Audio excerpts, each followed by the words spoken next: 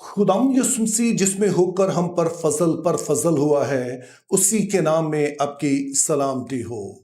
Social media के हवाले से एक अच्छी बात तो यह है कि हर कोई इस पर अपने दिल की बात कह सकता है, लेकिन साथ ही हम ये भी देखते हैं कि फिर हर तरह के लोगों के व्यूज़ भी हमें देखने को मिलते हैं। कुछ तो होते हैं जो मुफीद भी होते हैं, लेकिन एक बहुत बड़ी तादाद उनकी होती है जो सिर्फ सनसनी फैलाने के लिए होती है। बहुत सारे गैर जिम्मेदाराना होते हैं और फिर इनको पढ़कर बाज़-औक़ात आपको हंसी भी आती है, आपको कदरे हैरत भी होती है और अक्सर तो अफसोस ही होता है। तो ऐसी ही एक पोस्ट मेरी नज़रों से भी गुजरी। वैसे तो आपको पता है सोशल मीडिया पर हज़ार पोस्ट होते हैं और हर पोस्ट पे तो आप बात नहीं कर सकते हैं, लेकिन आज की इस वाली पोस्ट में मैं बात इसलिए कर रहा हूं कि जिस भाई की तरफ से ये पोस्ट की गई है वो खुद भी अपने आप को दानिश्वर ही समझते हैं। कम से कम फेसबुक पर तो वो अपने आप को ऐसा ही पेश करते हैं और शायद बाज़ दूसरे भी समझते हैं कि वो आप दानिश्वर ही हैं। तो इसलिए मैंने मुनासिब समझा कि ज़रूर इस पर बात की जाए। और उनकी पोस्ट कुछ यूं थी कि वो पादरी साहबान, बिशप साहबान या फादर साहबान जो किसी शराबी का निकाह पढ़ते हैं वो कौमी मुजरिम हैं। तो अब इस पोस्ट को पढ़कर मुझे कदरे हैरानी भी हुई, कुछ अफसोस भी हुआ, बहुत सारी हंसी भी आई और इसके हवाले से कई एक सवालात मेरे जहन में उभरे जिन पर अभी हम बात करेंगे। लेकिन उन सवालात की तरफ आने से पहले मैं एक चीज़ वाज़े करता चलूं कि अभी तो चले खुदा का शुक्र है कि मैं खिदमत में हूं, तो अभी तो इस तरह का कोई सवाल ही पैदा नहीं होता शराब नोशी और इस तरह के किसी नशे वगैरह का। लेकिन खुदा ने फजल मुझ पर यह किया कि जब मैं खिदमत में भी नहीं भी था और खामियां मौजूद थी, लेकिन कम से कम खुदा ने इस तरह की खामी से दूर रखा, नशे वगैरह से, किसी भी तरह के नशे से दूर रखा जिसमें शराब भी शामिल है। तो खुदा ने मुमकिन किया कि मैं इनके नज़दीक नहीं गया। और जिस कलीसिया में अभी हूं वहां पर भी मेरे नॉलेज में नहीं है कि जो खानदान है उनमें से इस तरह से कोई शराब नोशी करता हो, जिसका मतलब यह है कि मुझे शख्सी तौर पर इस वाले पोस्ट से कोई मसला नहीं है। लेकिन चूंकि ये स्टेटमेंट जैसे मैंने कहा कि एक ऐसे शख्स की तरफ से है जो अपने आप को दानिश्वर समझते हैं और दूसरी तरफ ये सभी को, तमाम खादमीन को इसका निशाना बना दिया गया, तो फिर मैंने मुनासिब समझा कि चंद एक सवालात ज़रूर पूछे जाएं।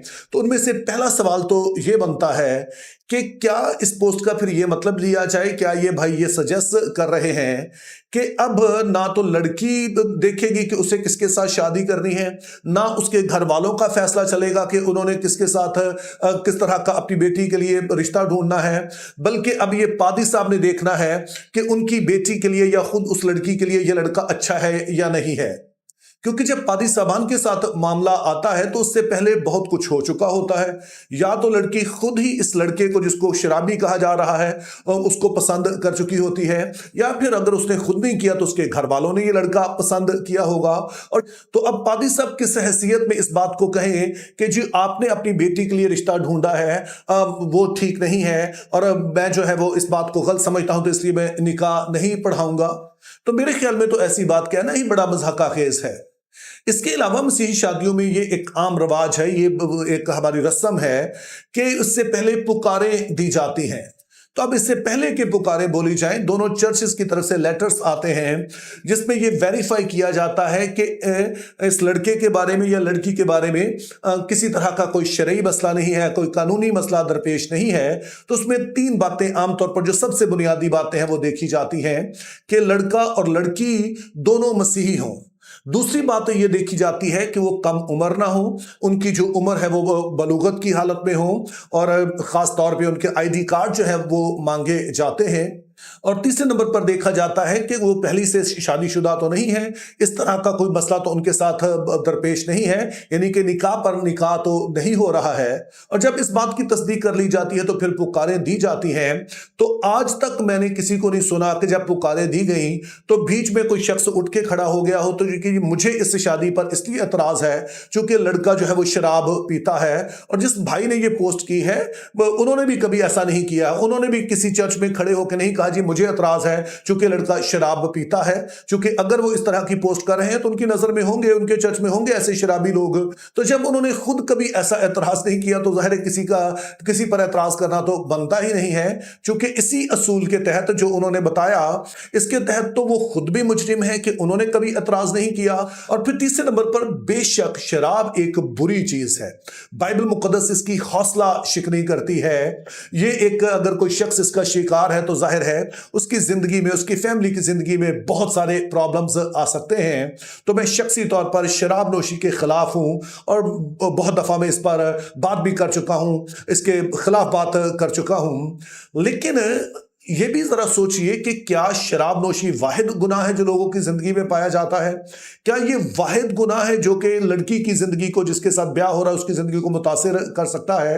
اس کے علاوہ اور کئی باتیں ہیں۔ مثال کے طور پر ایسے کئی لوگ ہیں جن کو دیکھا گیا کہ ان کو اپنے اوپر ہی کنٹرول نہیں ہوتا ہے، ان کو اپنے غصے پر ہی کنٹرول نہیں ہوتا ہے، اور شادی کے بعد وہ لڑکی کی زندگی کو عذاب بنا دیتے ہیں، جسمانی طور پر کیسی اس کے ساتھ ظلم کرتے ہیں۔ اور پھر کئی لوگ ایسے بھی ہیں کہ جن کے ناجائز تعلقات ہوتے ہیں شادی سے پہلے بھی، دوسرے لفظوں میں وہ زناکار ہوتے ہیں، زانی ہوتے ہیں۔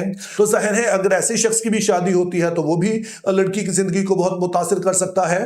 اور آپ ایک لمبی لسٹ اور بھی بنا سکتے ہیں کہ جس کی بنیاد پر آپ کہہ سکتے ہیں کہ اگر ایسے شخص سے لڑکی کی شادی ہوگی تو اس کی زندگی عذاب بن جائے گی۔ اب میں نہیں کہہ رہا کہ ایسے لوگوں سے شادی ہونی چاہیے، لیکن میں کہہ رہا ہوں کہ اگر لسٹ بنانے پہ آئیں گے یہ تو پھر بہت لمبی لسٹ بن جائے گی۔ تو ان اخلاقی پہلوؤں کو دیکھنا لڑکی کے گھر والوں کا کام ہے۔ وہ ان باتوں کی جانچ کرتے ہیں کہ لڑکا ہماری بیٹی کے لیے باعث برکت بنے گا یا نہیں بنے گا، یہ ہمارے لیے، ہماری بیٹی کے لیے نقصان دہ تو ثابت نہیں ہوگا۔ ضرور ان کی جانچ ہونی چاہیے، لیکن یہ جانچ پادری صاحبان نے نہیں کرنی ہوتی ہے، یہ خود لڑکی اور اس کے گھر والوں کا فیصلہ ہوتا ہے کہ انہوں نے کس کے ساتھ شادی کرنی ہے۔ پادری صاحب تو یہ ویریفائی کر سکتے ہیں کہ جو چرچ میں ریکارڈ موجود ہے اس کے مطابق لڑکی یا لڑکا جو ہے وہ غیر شادی شدہ ہیں، کیا جو ان کا برتھ سرٹیفکیٹ ہے، برتھ ریکارڈ ہے چرچ میں، اس کے مطابق ان کی عمر ٹھیک ہے، کیا وہ مسیحی ہیں یا نہیں ہیں۔ ان باتوں کی جانچ پڑتال پادری صاحبان کر سکتے ہیں۔ لیکن اب سوال پیدا ہوتا ہے کہ کیوں پادری صاحبان پر اتنے سوال اٹھائے جاتے ہیں؟ تو اس کی ایک وجہ تو ہے کہ بے شک کلیسیائی قیادت میں بہت سارے ایسے پرابلمز پائے جاتے ہیں جن کو ایڈریس ہونا چاہیے، جن پر بات ہونی چاہیے۔ لیکن میں نہیں سمجھتا کہ یہ صرف پادری صاحبان کی بات ہے، بلکہ اس میں ایک لوزر مینٹیلٹی بھی شامل ہے۔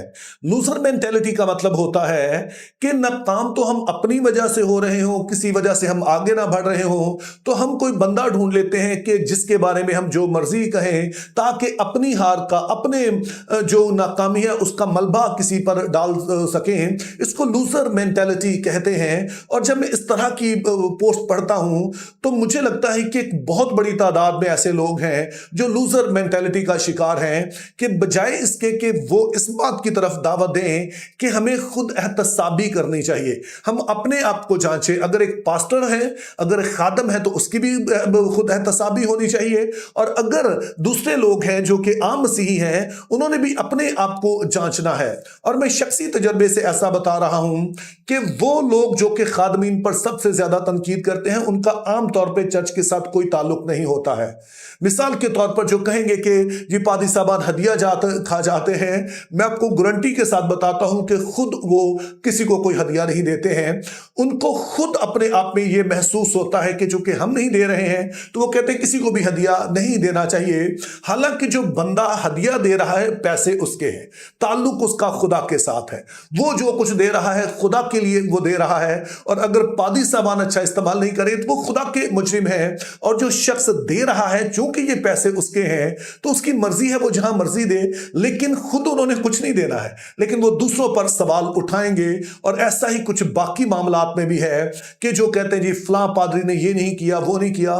ان کی اپنی کنٹریبیوشن پوچھ لیں کہ آپ کی اس قوم کو بلڈ کرنے میں کیا کنٹریبیوشن ہے، اور جن کی کنٹریبیوشن ہے इस मुल्क को आगे बेहतर करने में या अपनी कौम को बेहतर बनाने में, उनकी आपको इस तरह की पोस्ट मिलेगी भी नहीं। ये वही लोग होते हैं जो खुद भी कुछ नहीं कर पाए और वो किसी को करता हुआ देख भी नहीं सकते हैं, और फिर वो अपनी अंदर की जो एक समझे कि एक एहसास है कि वो कुछ नहीं कर पाए हैं, उसका मलबा वो किसी ना किसी पर डाल देते हैं, और उसका सबसे आसान हदफ जो है वो खादमीन होते हैं, चूंकि शायद वो उस तरह की जुबान भी इस्तेमाल नहीं कर सकते हैं जिस तरह की वो कर रहे होते हैं।